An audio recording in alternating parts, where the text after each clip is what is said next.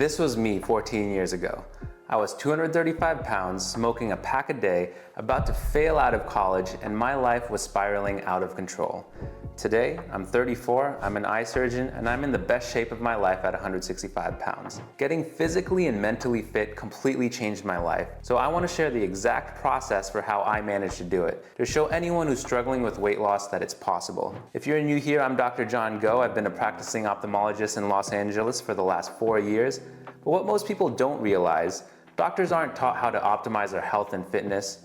In fact, during residency, we're so busy and overworked, most doctors deprioritize their health, which actually makes things worse. For the last decade and a half, I've been obsessed with optimizing performance. I've read dozens of books, tried every diet, every workout program, and every new weight loss fad. What ended up working for me to now sustainably maintain and keep my body and mind in top shape was completely different from anything I'd ever learned. But to understand why, we have to go back to the beginning. This was me in college. I went from being at the top of my class in high school to someone who gained 40 pounds in just a few months. I was smoking a pack of cigarettes a day, as well as partying almost every single day in college.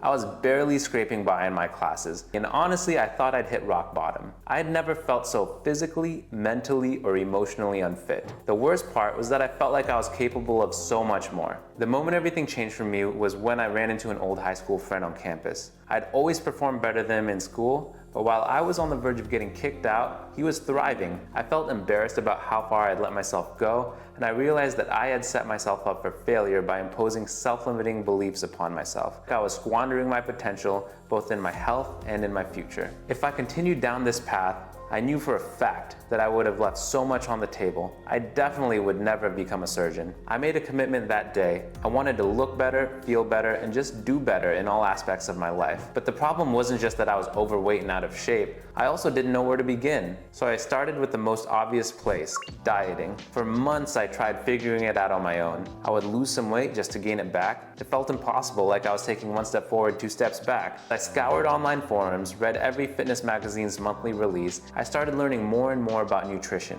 what worked and what didn't work. But there was one principle that I discovered from all of that worked really well for me, which changed everything. Every single diet would ultimately be too restricting to stick with in the long term, but I realized, instead of making my life revolve around my diet, I had to make my diet fit into my life. And when I thought about it that way, I found just a few basic principles got me the majority of the results. It was Pareto's principle of 80-20. 20% of the knowledge and effort gave me 80% of the results. I found the most high leverage tools for me were actually learning systems for ballparking, calorie counting, meal prepping, and prioritizing the right foods. This not only freed up time, but more importantly allowed me the flexibility to easily and sustainably lose weight amidst my busy schedule. It also allowed me to start to gain an intimate understanding of the psychology behind weight loss. I started to feel like I was finally making some lasting progress.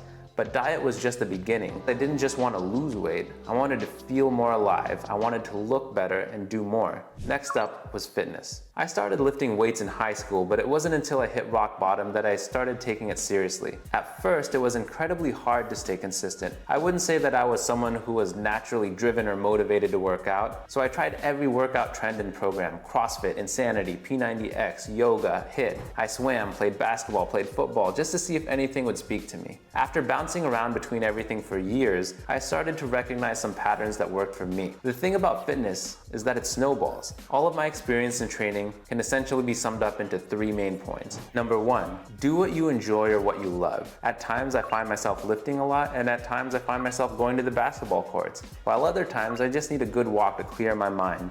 You're going to be much more likely to participate in movement that you enjoy. And this doesn't have to stay static. Number 2, make both resistance training as well as some sort of cardiovascular training a priority. Prioritize building and maintaining muscle. After we hit 30, we only lose muscle. Muscle mass is intricately linked to lower mortality risk, increased quality of life, improved cognition, and reduced risk of chronic disease and bone fractures. Cardiovascular training, mainly zone 2 with some HIIT sprinkled in every now and then, has been shown to not only reduce the risk of heart disease and cognitive decline, but also to reduce the risk of certain cancers. It improves your body's efficiency at virtually every level. Lastly, just 10 to 15 minutes a day is all you need. Fitness doesn't have to be complicated. The key is to be consistent through flexibility, not following the latest workout craze. After a few years on my diet and fitness journey, and through sheer trial and error of everything, I started to feel more confidence as I gained more momentum. But I was about to start med school and residency. The next challenge was, how am I going to maintain this during the busiest and most stressful time of my life? The worst rotation I ever went through was my med school general surgery rotation. We would get into the hospital before 5 a.m.,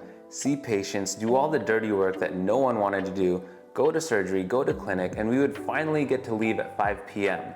the following day. It was not uncommon for us to be awake and running around non-stop for 40 hours straight, every 4 days. To be fair, not every rotation was this bad, but I tell you this story to illustrate just how little time we have in medical training. No wonder why most doctors find themselves in the worst shape of their lives during training. By medical training, I had already lost the initial 75 pounds, but as I initially struggled to find a way to maintain my fitness amidst 80 to 100 hour work weeks, I slowly learned how to streamline my diet and training. There were times where I would gain some weight outside of my comfortable range, but I had the confidence to get back to my baseline set point as quickly and as efficiently as possible. With different medical rotations came different obstacles and time constraints. I had to be flexible and willing to modify my diet and to make the right food choices in the hospital cafeteria and get my training in between patient care. What ultimately determined my success always came back to how well I was able to adapt to the unique day-to-day situations. As you can tell, this stuff is really important to me, and it's crazy how misunderstood health and fitness are, even for us doctors, which leads us to a lot of frustration and years of wasted time and money